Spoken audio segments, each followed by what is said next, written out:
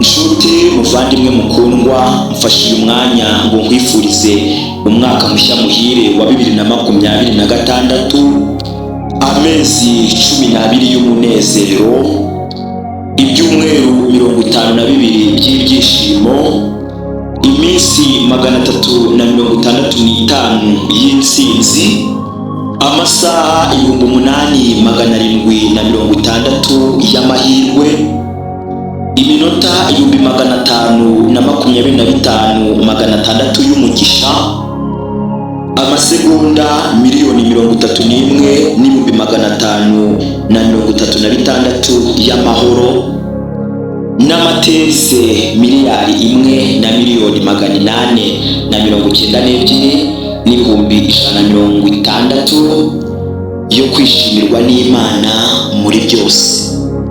Nkwifurije kuzareba iherezo ry'uyu mwaka. Uyu mwaka ntuzarebe ku iherezo ryawe.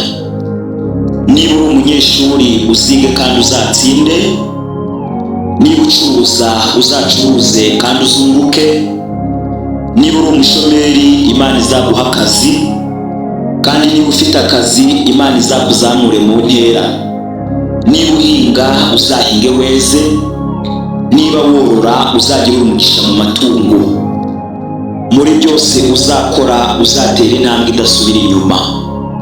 Imana izakurinde uburwayi, Imana izakurinde kurira, Imana izakurinde gupfusha.